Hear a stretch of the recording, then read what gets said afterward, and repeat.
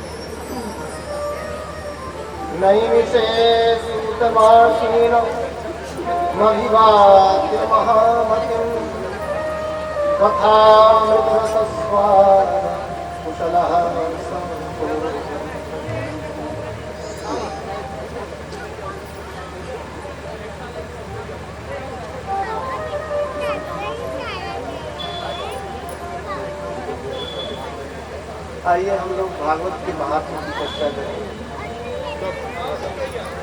महात्मा का अर्थ होता है महिमा। जिस ग्रंथ को हम सुनने जा रहे हैं उसकी महिमा क्यों सुनना चाहिए? 6 अध्यायों में पद्म पुराण के अंतर्गत श्रीमद् भागवत के महात्मा की कथाएं। हम सच्चिदानंद भगवान को प्रणाम करते हैं, जो संसार को बनाते हैं, चलाते हैं और फिर अपने में लीन कर लेते हैं। जिस भगवान श्री कृष्ण के चरणों में कोई एक बार प्रणाम करता है तो उसको उसके दैहिक भौतिक तीनों प्रकार के तापों का, दुखों का जो विनाश कर देते हैं। ऐसे श्री कृष्णाय वयं नमः। हम सब उन श्री कृष्ण भगवान को प्रणाम करते हैं। भागवत के कथयिता श्री सुखदेव जी को प्रणाम किया। यम प्रजन समनुपेतम पेतकृत्यम द्वैपायनो विरहता प्रेति तन्मयतया सर्वो विनयति तं सर्वभूतहृदयं मानतु।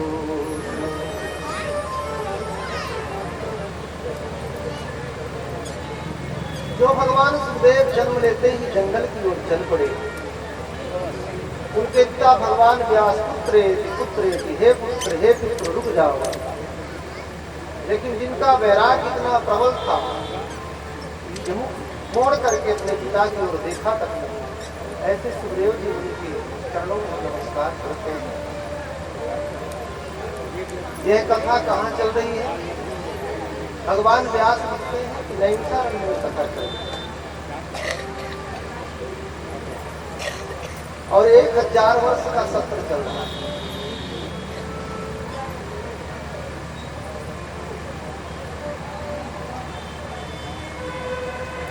नैमिषारण्य जहां पर एक निमिष का महत्व हो गया, जहां पर पहुंचने के बाद हमारा ये मनस्चक्र शांत हो जाए, भगवान में लग जाए, उसको नैमिषारण्य कहते हैं।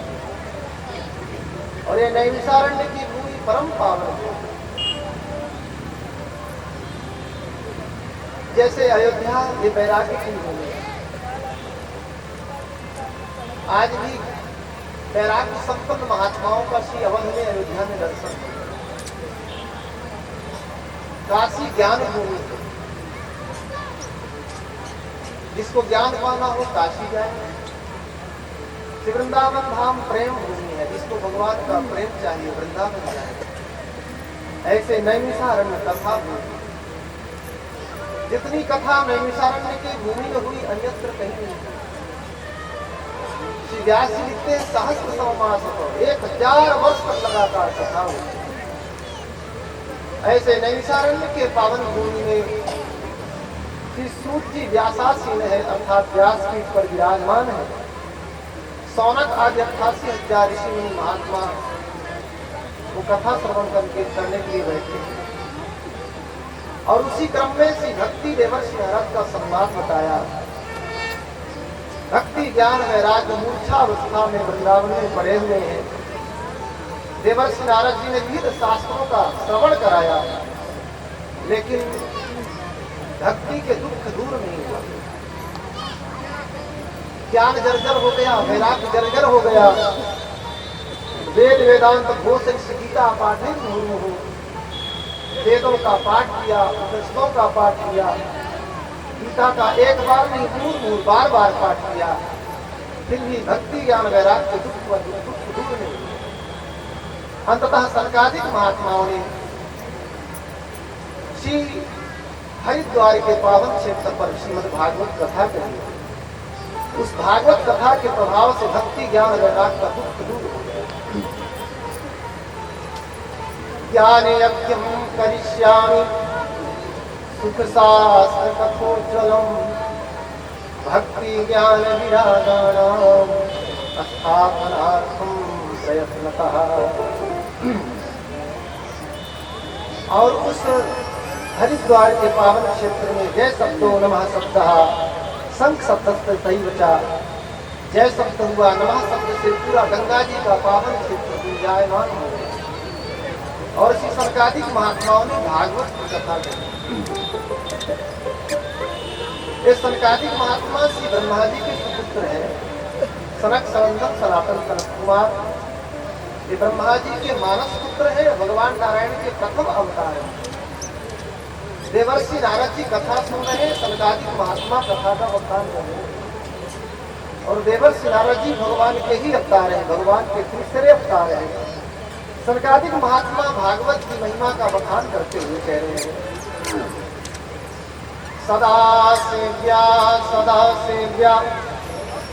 श्रीमद् भागवती कथा यस्याः श्रवण मात्रेण हरेः चित्तं समाश्रये। भगवान की कथा सदैव सेवनीय है, सदैव सुनना चाहिए, सदा सुनना चाहिए। क्यों सुनना चाहिए भाई? तो कहा यस्याः श्रवण मात्रेण हरिः चित्तं समाश्रयेत्। भागवत की कथा सुनने मात्र से भगवान श्रीहरि चित्त में आकर के चिपक जाते हैं, बैठ जाते हैं। इसलिए भगवान की कथा सदैव सुननी चाहिए।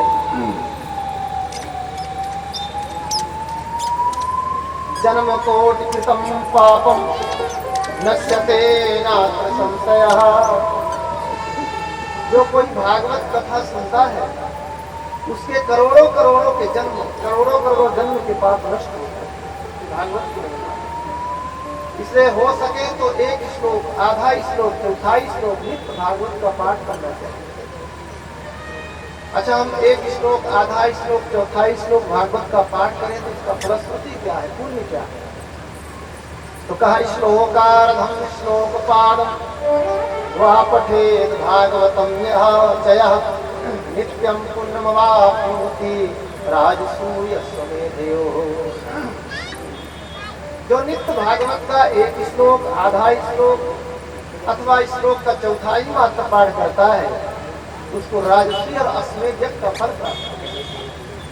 राजसी अश्वमेध यज्ञ करना कोई साधारण बात नहीं है। राजसी और अश्वमेध यज्ञ केवल क्षत्रिय कर सकते हैं, और क्षत्रियों में जो राजा होता है, शक्ति संपन्न और संपत्ति संपन्न होता है, वही राजसी और अश्वमेध यज्ञ कर पाता है।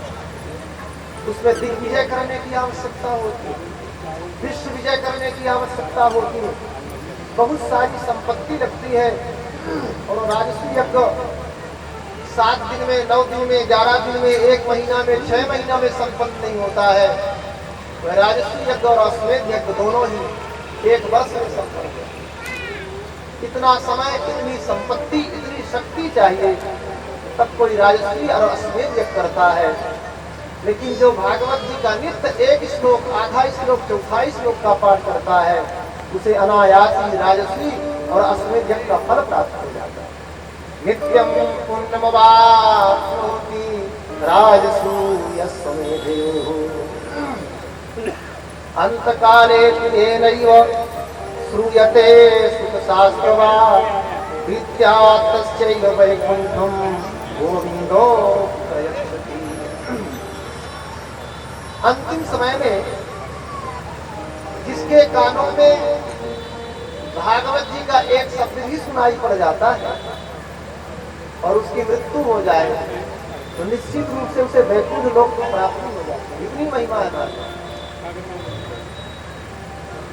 लोगों के घर में अंतिम समय आता है तो लोग घेर करके बैठ जाते हैं और बेचारा मरणासन्न जीव अपने कर्मों को याद करता रहता, हमने अमुक अमुक कर्म किया है, पता नहीं किस योनि में जाएंगे, पाप योनि जाएंगे, पुण्य योनि में कहाँ जाएंगे।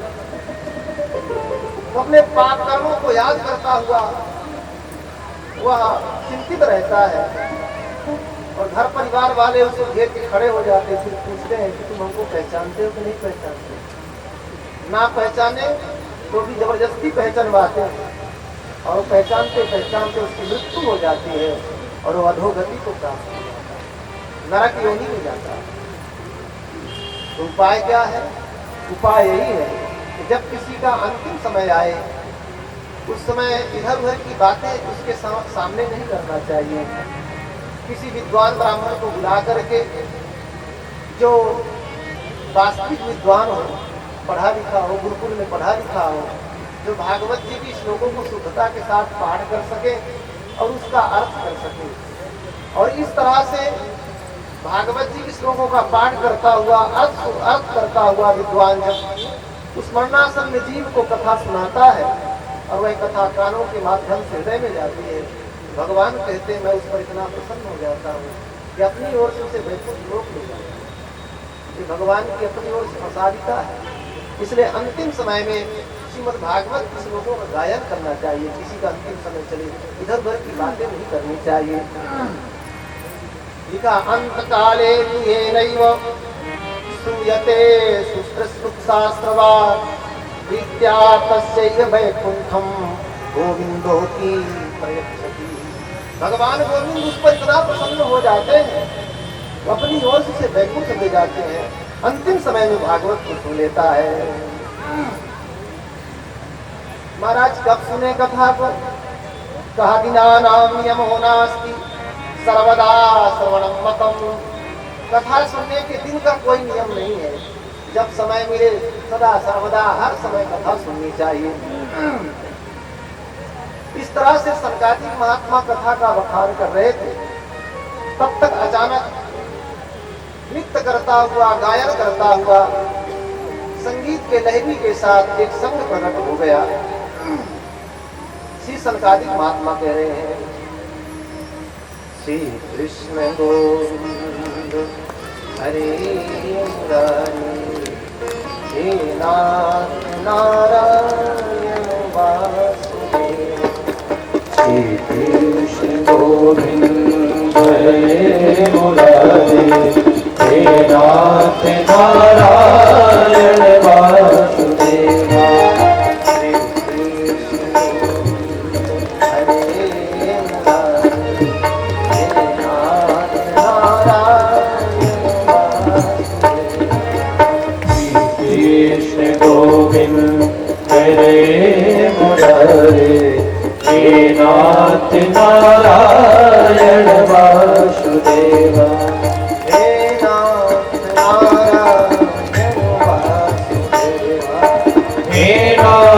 नारायण वासुदेवा, हे नाथ नारायण वासुदेवा, हे नाथ नारायण वासुदेवा। सभी का भाव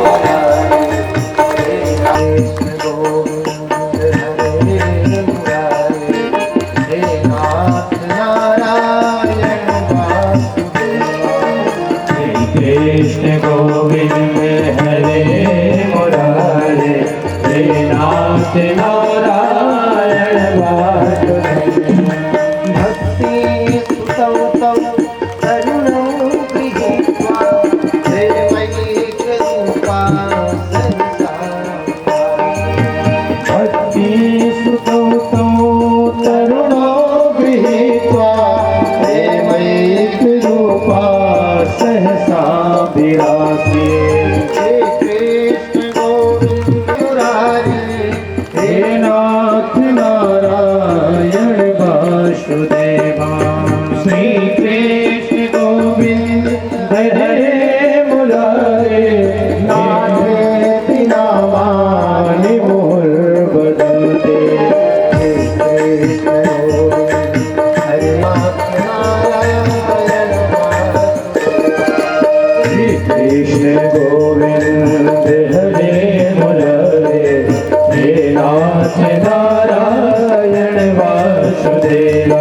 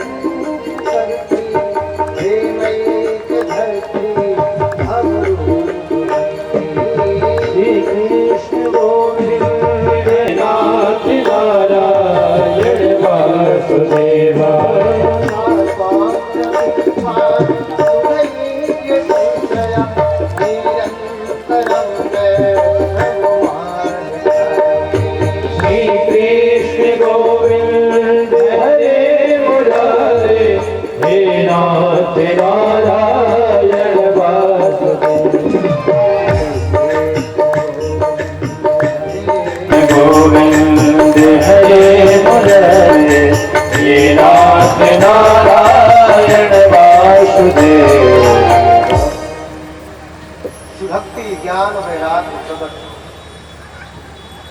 ध्यान रहे कथा हो रही है हरिद्वार में गंगा जी के तट पर। श्री भक्ति ज्ञान वैराग्य मूर्छा अवस्था में पड़े हुए जमुना जी के तट पर वृंदावन। कथा यहाँ हो रही है, वहाँ जागे। ना केवल जागे, उनकी वृद्धावस्था दूर हो गई, तरुणावस्था को प्राप्त हो गई और ज्ञान वैराग्य अपनी मैया भक्ति के साथ ताता तैया करते हुए हरिद्वार में सम्मान किया गया, आसन दिया गया। भक्ति महारानी ने कहा कि हम कहाँ विराजे। सरकारिक महात्माओं ने कहा कि आप भक्तों के हृदय में विराजे। और भक्ति ज्ञान वैराग भक्तों के हृदय में आकर के विराजमान हो गए।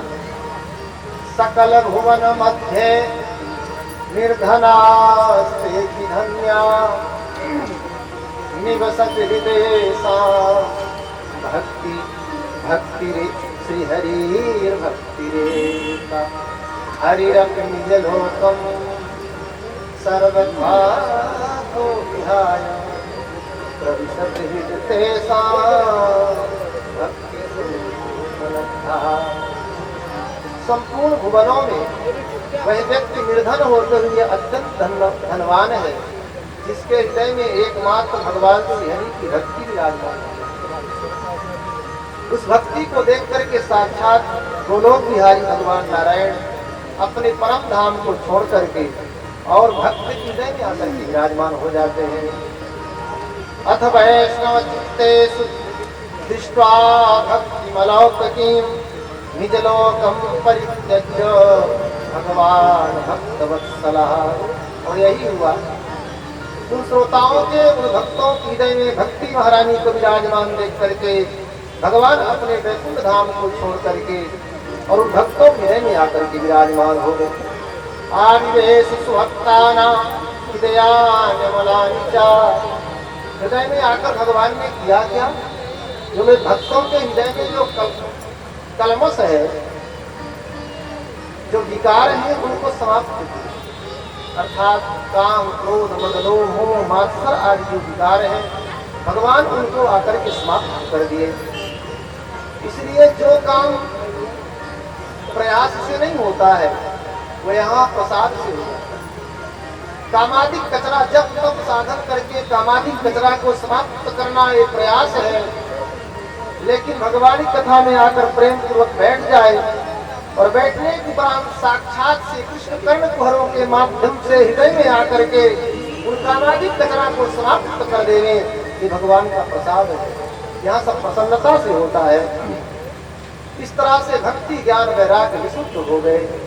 देवर्षि नारद जी ने सनकादिक महात्माओं से पूछा कि भागवत की कथा सुनने से केवल भक्ति ज्ञान वैराग्य ही पुष्ट होते हैं, अथवा पापियों के पाप का प्रक्षालन भी होता है, अथवा पापियों के पाप का प्रक्षालन होता है, तो के विशुद्धंति वदन्तु मह्यम, कैसे कैसे पापियों के पाप धुलते हैं।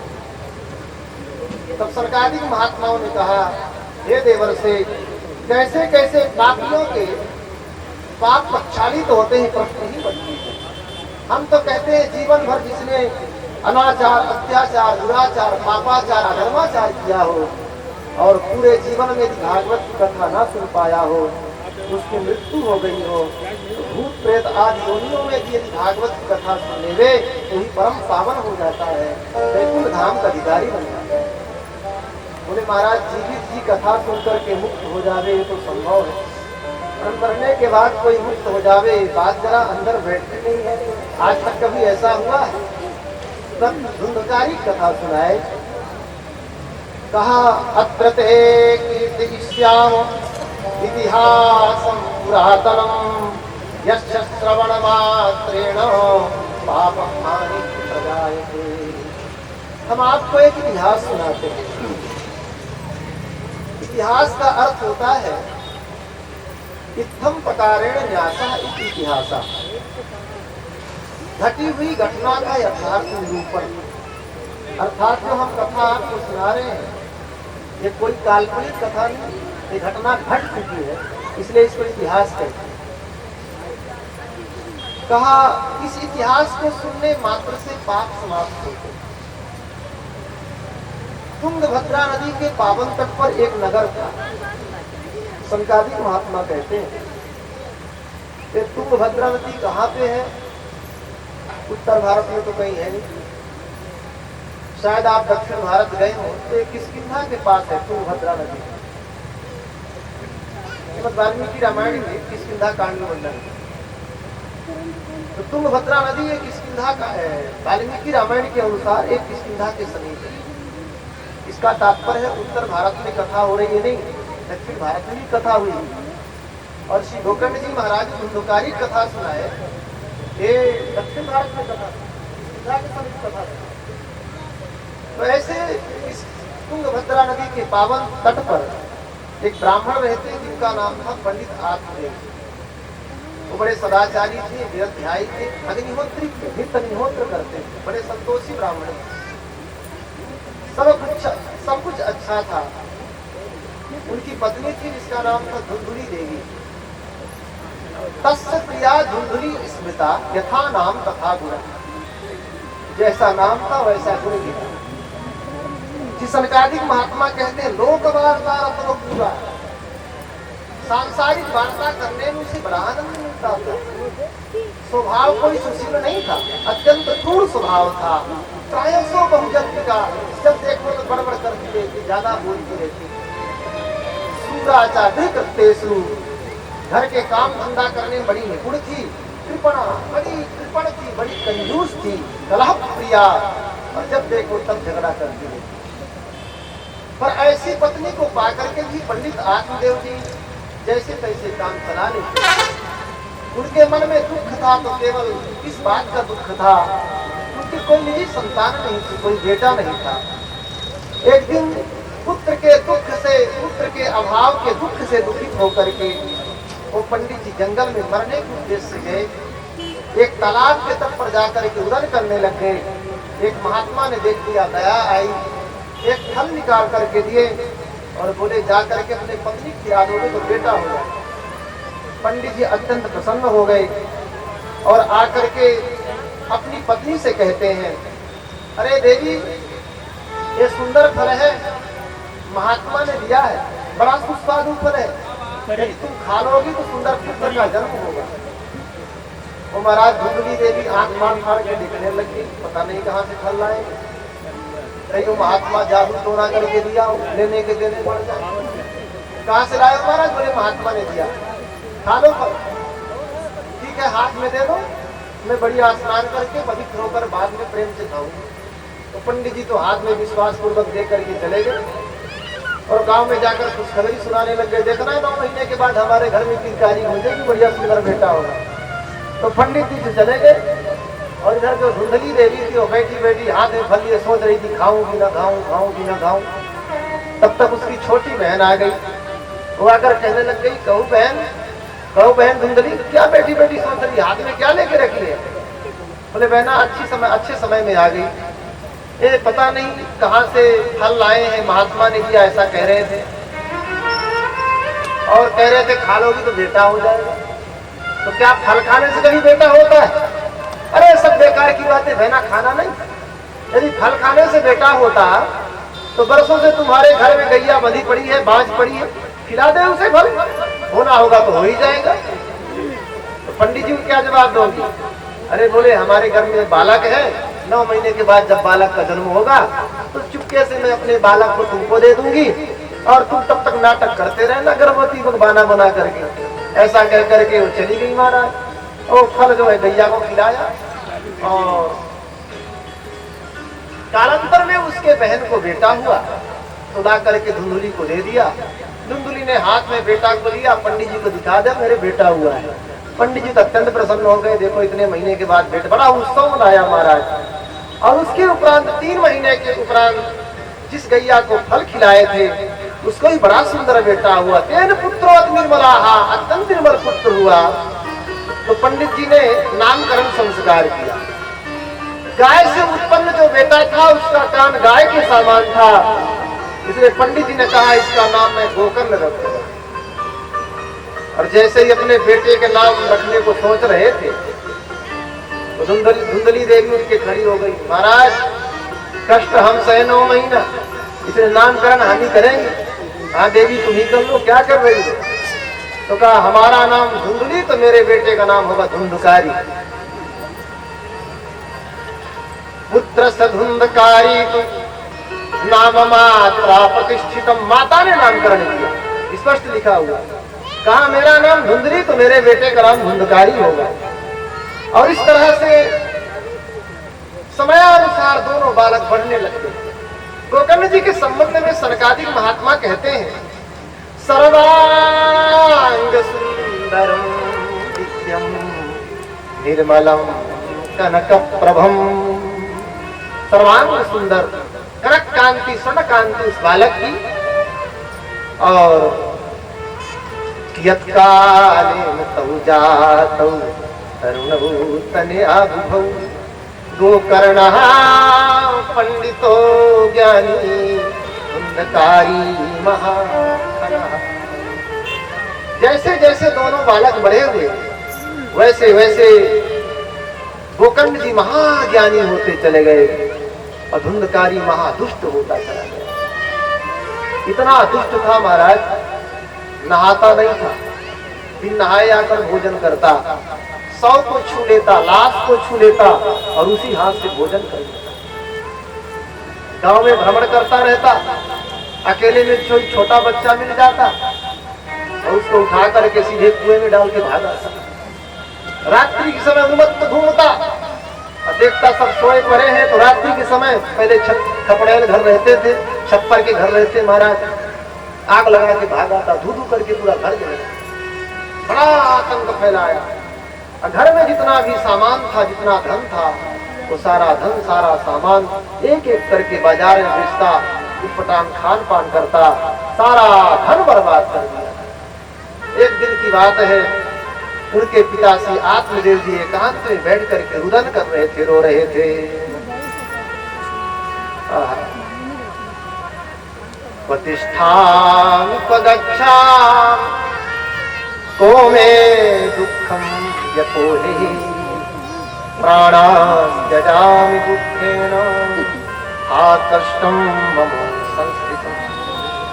कहाँ बैठूं, कहाँ जाऊं, किसको अपनी यथा कथा सुनाऊं, ऐसे पुत्र से तो अच्छा कहीं जाकर मर जाए, ऐसा विचार कर रहे थे। उस समय गोकर्ण जी महाराज भजन कर, अर्धरात्रि का समय था, भजन कर रहे थे। गोकर्ण महाराज के कानों में जब रुदन पिताजी का सुनाई पड़ा, दौड़ते हुए आए और हाथ पकड़ कर समझाने लग गए। सुतः कस्य धनम कस्य स्नेहवान ज्वलते निशम। पिताजी किसका पुत्र, किसका धन। स्नेह शब्द का अर्थ होता है तेल। बाती तभी तक जलती है जब बाती में तेल, जब तक बाती में तेल रहता है। ऐसे जीवन में दुख तभी तक रहता है जब तक यह जीव संसार में आसक्त रहता है। आसक्ति से तात्पर्य है जब तक इन संसार के लोगों को अपना मानता रहता है तब तक दुखी रहता है, और जिस समय आसक्ति छूट जाए दुख समाप्त। पिताजी आपकी तो क्या, यहाँ कोई संसार में सुखी नहीं। न चेन्द्रस्य सुखम किंचित् ना सुखम चक्रवर्तिनः सुखमस्ति विरक्तस्य मुनिरेकांतजीविनः। गरीब कहे धनवान सुखी, धनवान कहे सुख राजा को भारी, राजा कहे महाराजा सुखी, महाराजा कहे सुख इंद्र को भारी, इंद्र कहे ब्रह्मा सुखी, ब्रह्मा कहे नारायण को सुख भारी, तुलसीदास विचारी कहे हरि भजन बिना सब जीव दुखारी। कोई तन दुखी, कोई मन दुखी, कोई धन बिना रहत उदास, थोड़े थोड़े सब दुखी, सुखी राम के दास। इसलिए ही पिताजी देहेस्तिमांस रुधिरे भीमतिं तदत्तं जाया सुतादिषु सदा ममतां विमुञ्च पश्यानिशं जगदिदं क्षणभङ्गनिष्ठं वैराग्यरागरसिको भवभक्तिनिष्ठा। धर्मं भजस्व सततं त्यज लोकधर्मान् सेवस्व साधु पुरुषान् जहि काम तृष्णाम् अन्यास्य दोष गुण चिंतनमासु मुक्त्वा सेवा कथा रसम इस जीव को संसार में बांधने के लिए दो रस्सियां हैं, एक अहंता की रस्सी और दूसरी ममता की रस्सी। यही रस्सियां इस जीव को, इस मनुष्य को संसार में बांधती हैं। शरीर के प्रति व्यक्ति की ममता अहंता होती है और शरीर के संबंधियों के प्रति जीव की ममता होती है। जब तक यह जीव की अहंता और ममता रूपी रस्सी समाप्त नहीं होती है, अर्थात शरीर के प्रति अहंता समाप्त नहीं होती है और शरीर के संबंधियों के प्रति ममता समाप्त नहीं होती है, तब तक जीव मुक्त नहीं हो पाता, बंधा है। अहंता से तात्पर्य है मैंपना, शरीर को ही सब कुछ मानता है, अर्थात देह को आत्मा मान लिया। सबसे बड़ा अज्ञान क्या है? देहात्मवाद ही सबसे बड़ा अज्ञान है। देह को आत्मा मान लेना ये सबसे बड़ा अज्ञान है। और वह देह को आत्मा मान करके शरीर के पोषण में ही लगा रहता है और उस पोषण के लिए धर्म करे, अधर्म करे, नीति करे, अनीति करे, उसकी भी कोई परवाह नहीं। न्यायपूर्वक अन्यायपूर्वक धन को कमाता है, मैं करता रहता है और अहंकार की चरम सीमा पर पड़ जाता है। जिस शरीर के प्रति इतनी अहंता है, अस्ति स्तंभम अस्नायुबध्यम मांस सौड़ितलेहितम चर्वावरद्धम दुर्गंधम। अस्थियों का स्तंभ है, स्तंभ माने खंबा, और नाड़ियों से बांध दिया गया है। अंदर मांस, मेद, मज्जा का लोथड़ा, रक्त का लोथड़ा भरा पड़ा है, दुर्गंध युक्त है, मलमूत्र का भांड मात्र है। ऐसे शरीर के प्रति इतनी महत्ता है। अच्छा, कोई कितना भी सुंदर होवे, उसके ऊपर की चमड़ी को निकाल दिया जाए तो सुंदर दिखेगा? तब तो कौआ अपनी चोट संभालेगा। सुंदर देही देख के उपजत है अनुराग, मढ़ी न होती चाम जो जीवत खाते का। इसलिए भैया शरीर के प्रति अहंता नहीं रखनी चाहिए और शरीर के संबंधियों के प्रति ममता का त्याग करना चाहिए। ममता से तात्पर्य है ये मेरा घर, ये मेरी जमीन, ये मेरी जायदाद, ये मेरी दुकान, मकान, पुत्र पौत्र, इनके प्रति जो अपनापन है, जब तक यह जीव इस अपनापने का त्याग नहीं करता है तब तक वो मुक्त नहीं होता। हमारे महाराज प्रवचन करना तो बहुत सरल है, पर इतनी जल्दी ममता जाती है। गोस्वामी तुलसीदास जी तो कहते हैं अपने एक पद में, ममता न गई मेरे मन से। कहां तक कहें? पाके केस जन्म के साथी, ज्योति गई नैनन से ममता तू न गई मेरे मन से। महाराज, शरीर के बाल पक जाते हैं, व्यक्ति वृद्धावस्था को प्राप्त हो जाता है, फिर भी ममता जाती है। आंख की ज्योति समाप्त हो जाती, दिखाई नहीं पड़ता, फिर भी वो शरीर के संबंधियों के प्रति महत्व उसका जाता है। तो गोस्वामी तुलसीदास जी कहते हैं ममता नहीं जाती तो मत जाने दो, उसको तोड़ो मत, उसको मोड़ो। किधर मोड़े? बोले जो ममता शरीर संसार के प्रति है वो ममता उधर से मोड़ करके भगवान से जोड़ो। तुलसी ममता राम सो समता सब संसार, राग नरोस न दोष कछु, दास भये भगवान। भगवान से ममता जोड़ो। और दूसरी बात, पश्यालिसम जगदिदम क्षणभंगुनिष्ठम, वैराग्य राग रसिको भव भक्ति निष्ठा। वैराग्य राग के रसिक होकर के संसार को क्षणभंगुर समझ करके भगवान की भक्ति करो।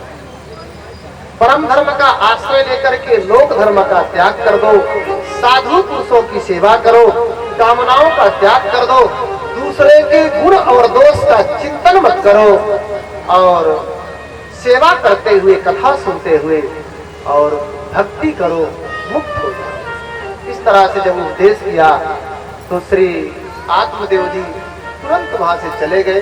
वृंदावन में जाकर के भागवत का पाठ करते हुए अथवा दशम स्कंद का पाठ करते हुए श्री कृष्ण गोलोक धाम को प्राप्त हो गए।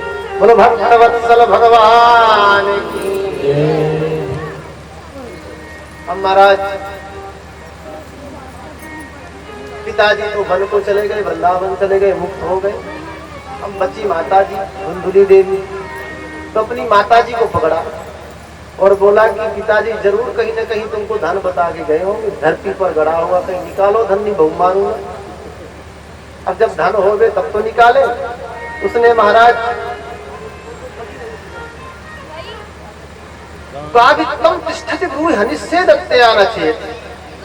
जलती हुई लाठी लाया, 2-4 लाठी से मारा अपनी माता जी और बोला यदि दोबारा धन नहीं बताएगी तो मारते मारते मार डालो। अब उसने सोचा कि जरूर हमको मारेगा। अर्धरात्रि के समय जाकर के कूपे पाता कृतो रातों देव साधन बता, किसी अंधकूप में जाकर के गिर गई और आत्महत्या कर। अच्छा देखो, गोकर्ण जी महाराज ने सत्संग किया तो आत्महत्या नहीं की, वन में जाकर के भजन करके अपना उद्धार कर लिया। हर किसी को संतान की लाभ खानी पड़ती है, और वो कोई आत्मदेव होता है जो अपना आत्म कल्याण करे। तो वन में जाकर के भागवत का पाठ करते हुए, संतों की सेवा करते हुए भगवत धाम को गए। लेकिन धुंधकारी अविवेक के कारण सत्संग विहीन जीवन था, कुएं में गिर करके आत्महत्या कर। ध्यान रखिएगा, संसार में 2 पाप सबसे बड़े पाप हैं, एक तो आत्महत्या और दूसरा भ्रूण हत्या।